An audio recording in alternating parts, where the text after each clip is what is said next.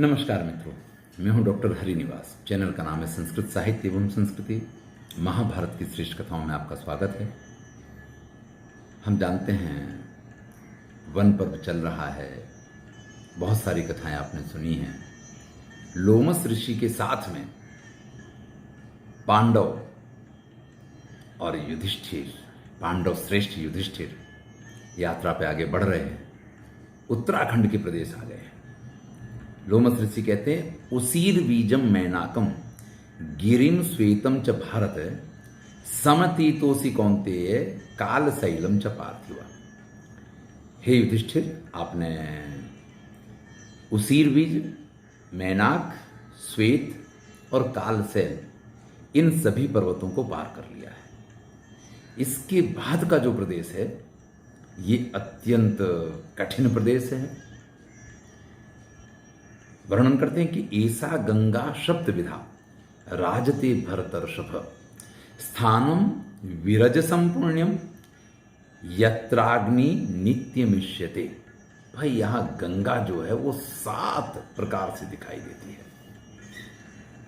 आप जाएं उत्तराखंड में तो बद्रीनाथ से आप आ रहे होंगे तो वहां भी साथ साथ में एक गंगा का प्रवाह आ रहा होगा।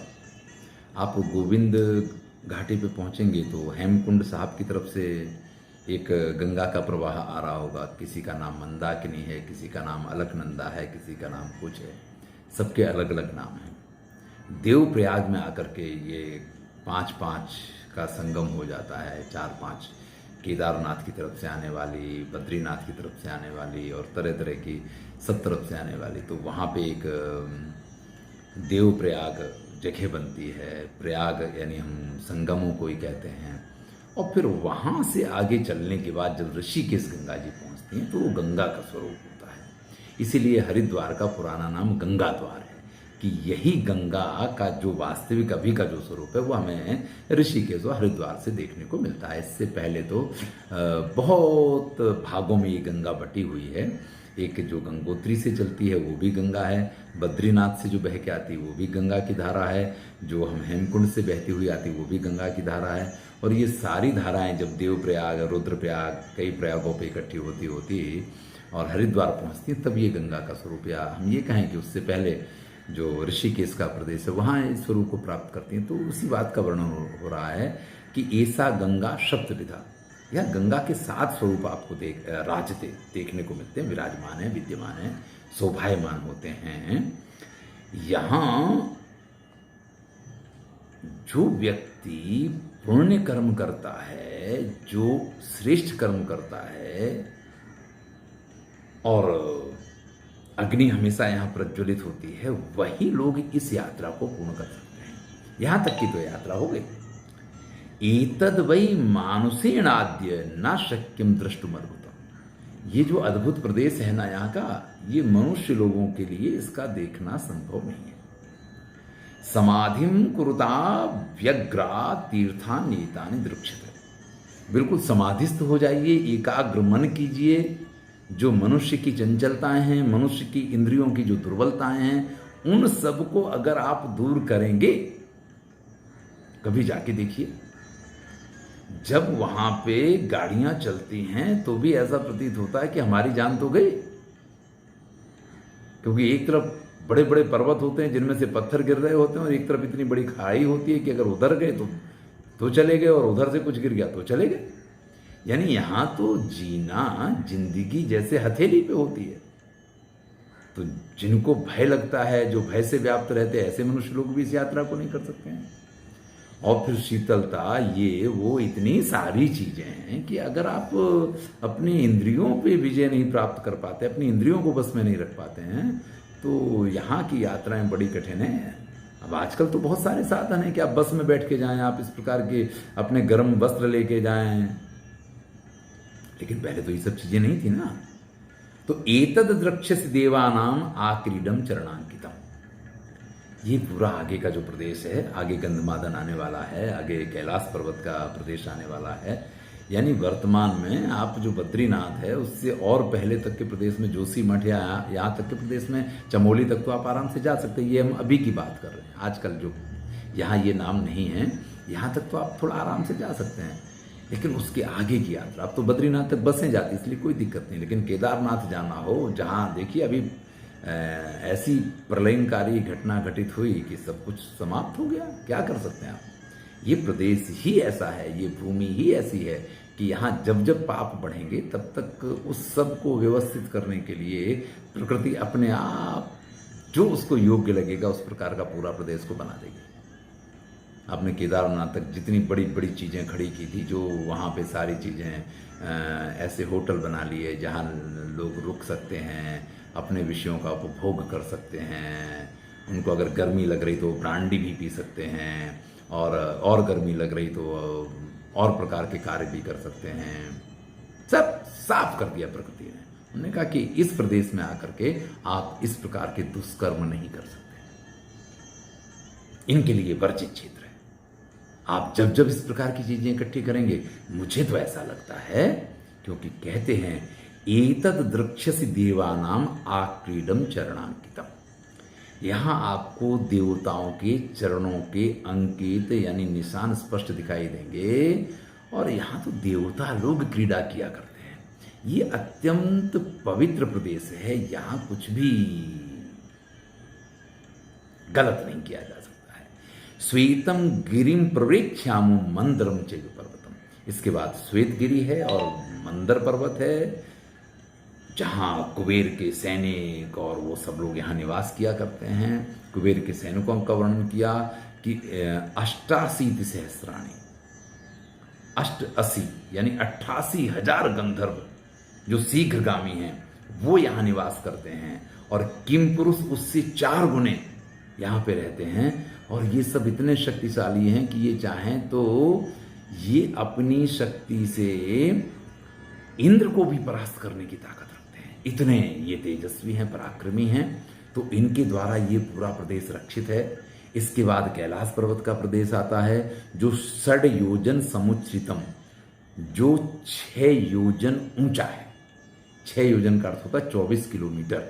देखिए यहाँ जो कहा गया, आप कैलाश पर्वत की ऊंचाई को उसकी गणना कर लीजिए और वहाँ पे क्या लिखा है समझ लीजिए। यहाँ जो लिखा हुई है कि जो 24 कोस, 6 योजन का मतलब हुआ 24 कोस जो ऊंचा है, यत्र देवा समायांति विशाला यत्र भारत, जहाँ देवता स्वयं आकर के निवास किया करते हैं, और जो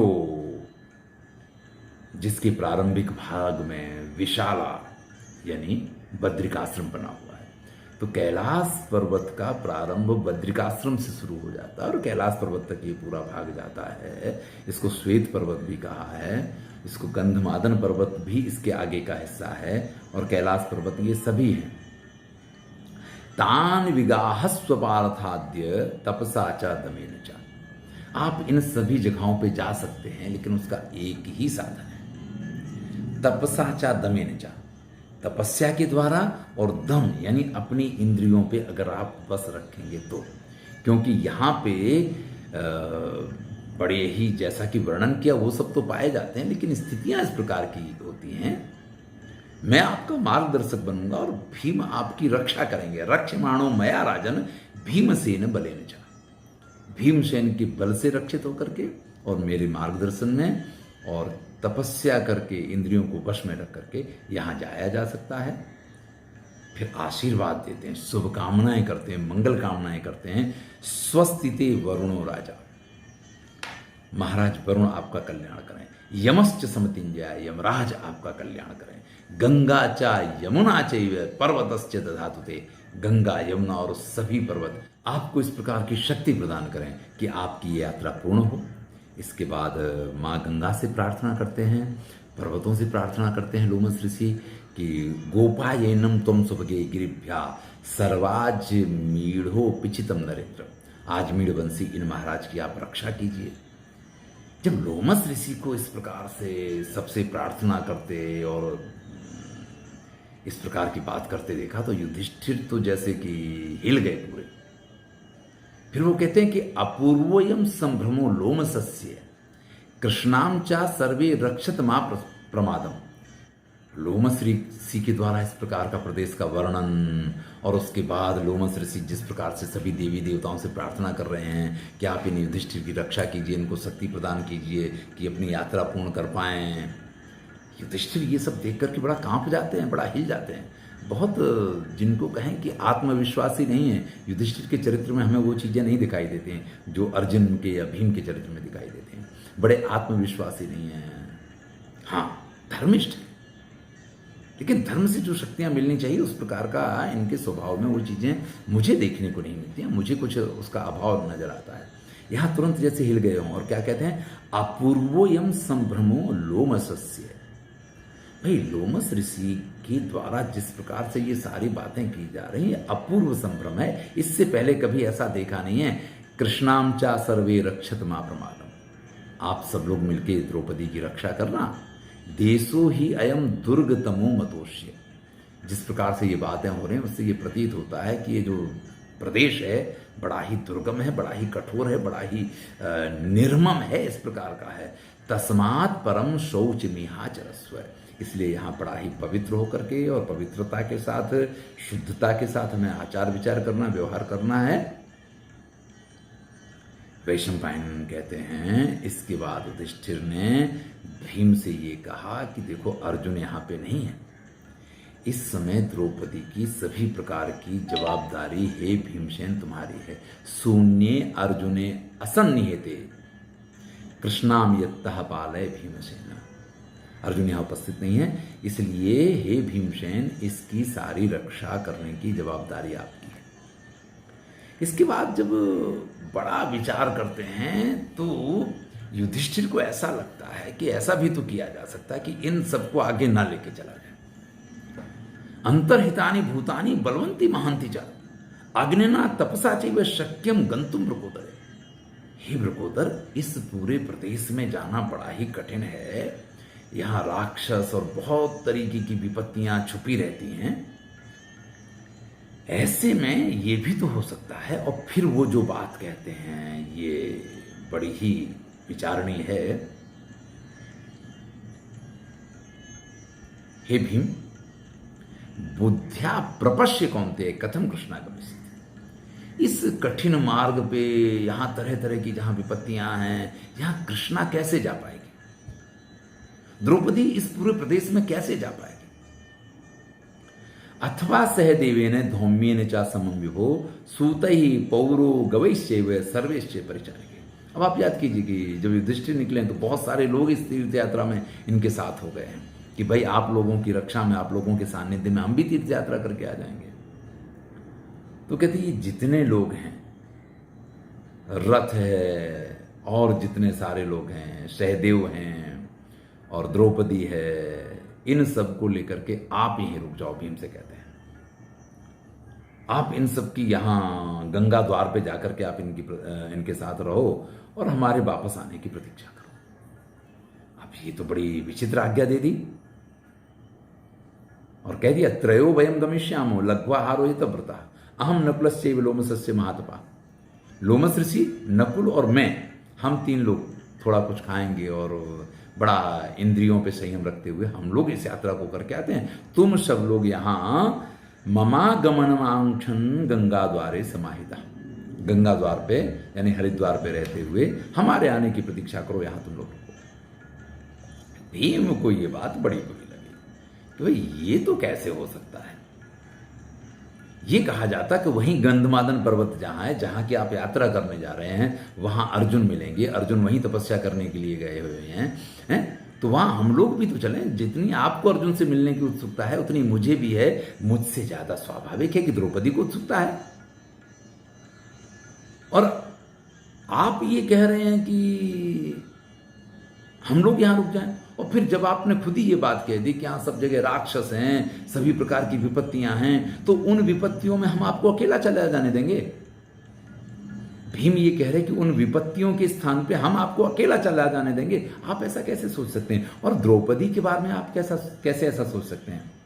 अपिचात्र महाराज सव्यसाची दृक्ष्या सर्वे लालस भूतास्म तस्माद यश्यामहे। उस अर्जुन को देखने की आकांक्षा द्रौपदी में सर्वाधिक है। हम सब लोग व्याकुल हैं, तो हम तो अवश्य चलेंगे। हाँ, आपको ऐसा लगता है कि द्रौपदी कैसे जाएगी, तो अहम वहिष्ये पांचाली यत्र यत्र न शक्यति, जहां वो नहीं चल पाएगी मैं उसको उठा लिया करूंगा। भीम स्पष्ट कह देते हैं कि जहां जहां द्रौपदी नहीं चल पाएगी मैं उसको उठा लिया करूंगा, लेकिन द्रौपदी अवश्य चलेगी। और फिर थोड़ा सा युधिष्ठिर से ऐसे भी कहते हैं कि आपके अलावा कौन ऐसा होगा जो इस प्रकार से आज्ञा दे देगा कि आप यहीं रुक जाओ, आप हमारे साथ मत चलो। अरे भाई, किसी यात्रा पे निकले हैं, सब लोग निकले हैं, तो सब साथ में जाकर के उस यात्रा को पूर्ण करेंगे। लेकिन आपको तो जैसे हम लोगों की कुछ चिंता ही नहीं है, अपनी चिंता नहीं है। इस प्रकार से भीम थोड़ा उपालंब भी देते हैं और ये भी कहते हैं कि आप नकुल सहदेव की भी चिंता मत करो। सुकुमारो तथा वीरो माद्री नंदिक करावगौ दुर्गे सांतारे श्यामी यत्रा सक्तो भविष्यता। जहां जहां ये अक्षम होंगे मैं इनको भी उठा करके और उन जगहों को पार करवा दूंगा, लेकिन आप चिंता मत करो। देखिए, ये बड़ा ही सुंदर प्रसंग है इस संदर्भ में। नहीं, भीम का ये वाक्य कि अगर नकुल सहदेव अक्षम होंगे तो मैं उनको भी उठा करके और कठिन स्थान पार करवा दूंगा, ये बड़ी ही सुंदर बात है। जिन बालकों को उनके माता पिता बहुत प्यार करते हैं, वो बालक बड़े हो जाएं उसके बाद भी वो छोटे ही बने रहते हैं। यही यहां नकुल सहदेव के बारे में देखने को मिलता है। विचार कीजिएगा, जब राजसू यज्ञ हुआ है तो ये नकुल सहदेव एक एक दिशा पे विजय प्राप्त करके आए हैं। इतने शक्तिशाली योद्धा हैं। एक ने दक्षिण दिशा पे विजय प्राप्त की है और एक ने पश्चिम दिशा पे विजय प्राप्त की है। उत्तर में अर्जुन गए थे और पूर्व में भीम गए थे। तो उन दिशा के सभी राजाओं पे विजय प्राप्त करके आए हैं। लेकिन अभी भी जब कोई परेशानी की घड़ी आती, कोई मुश्किल का समय आता है, तो युधिष्ठिर को ऐसा लगता कि इनसे तो ऐसा काम नहीं होने वाला है। यही हर माता पिता, युधिष्ठिर इन नकुल सहदेव की मां भी हैं और पिता भी, और वो इसी प्रकार से इन बच्चों को अत्यंत स्नेह से देखते हैं। तो भीम इस बात को कहते कि आप इनकी भी चिंता मत करो, जरूरत पड़ेगी तो इनको भी ऐसे प्रदेश में पार करवा दूंगा जहां पे की बहुत समस्या होगी। फिर तो क्या था, जब भीम कह देंगे तो बात तो ठीक है भाई। प्रस्थान करते हैं और आगे चल करके इनको सुबाहु प्रदेश जो है वहां कुलिंद नाम के राजा मिलते हैं। और उन राजा पे पहले कभी इन्होंने विजय प्राप्त की है राजसू यज्ञ के टाइम पे। तो जरूरी नहीं कि युद्ध में विजय प्राप्त की हो, प्रेम से मित्रता की संधि भी हो सकती है। तो इनके मित्र हैं, उनके यहाँ इन्होंने अपना सभी जो साजो सामान, रथ, ये जो कुछ इनके साथ यात्रा का सब कुछ चल रहा था, उस सब सरंजाम को इन्होंने उनके यहाँ रख दिया है। और उनके यहाँ सब कुछ छोड़ करके जो अपने ज़्यादा सेवक थे, जो तीर्थ यात्रा के लिए नहीं निकले लेकिन अब राजा के साथ जाना है तो जाना ही है, उनकी सेवा के लिए जाना है, वो तीर्थ यात्रा के आशय से नहीं जा रहे हैं, तो उन सबको वहाँ रोक दिया है।